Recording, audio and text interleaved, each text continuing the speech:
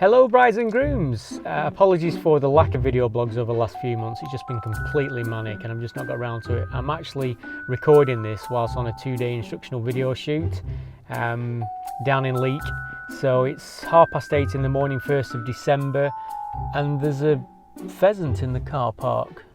So I've just got back after a very long day shoot. Got about half an hour before we nip down for tea. So I finished Mr. and Mrs. Holt's wedding film yesterday, so I'm just giving it the once over on the TV in my room. Everything's looking damn good. For me, the one thing which separates a good and a great wedding is planning. You can spend months and years planning for your big day, but I just really want to speak in more detail about the timings on the day itself. So really, from the moment you set off from home to the church or venue, you've got to take into consideration the journey. Most brides will be slightly late for church. I've had one that's an hour and a half late, which really did push the timings back in regards to the rest of the day. How long is your ceremony going to be? If it's in a church, it'll be 45 minutes possibly. At a venue, 20 minutes. Are you having photos before you actually set off to the venue? The length of the journey in between the church and your reception. If you're having photos taken as soon as you arrive, how long have you planned for that? It's also worth considering that during the summer you've got a lot more light to play with.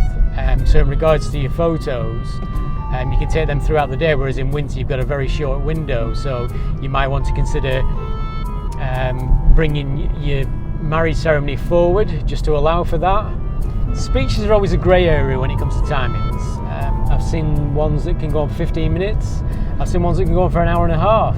Do try and put a cap on the speeches for the guys, they won't mind.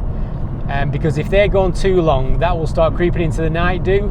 And especially if you've got a band and they've got to set up in the same room, the band will take about an hour to set up with sound checks, and then your evening reception is pushed further back along with the buffet.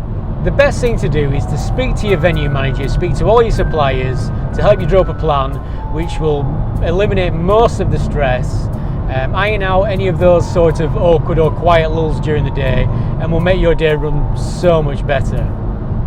Just a quick progress update as we're coming close to Christmas.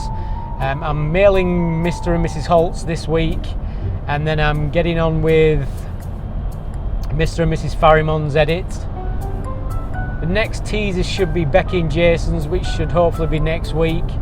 And so we come on to this month's recommendation, and I'm going to go for flower designs. The first time I saw Jane and Jason's work, I was just absolutely blown away. It's just incredible. The amount of detail they go into with the designs is just out of this world. And it's also a bonus that they're damn good people as well. Okay, so I've got a couple more weddings to shoot before the end of the year. So I will see you down the aisle very soon. Take care.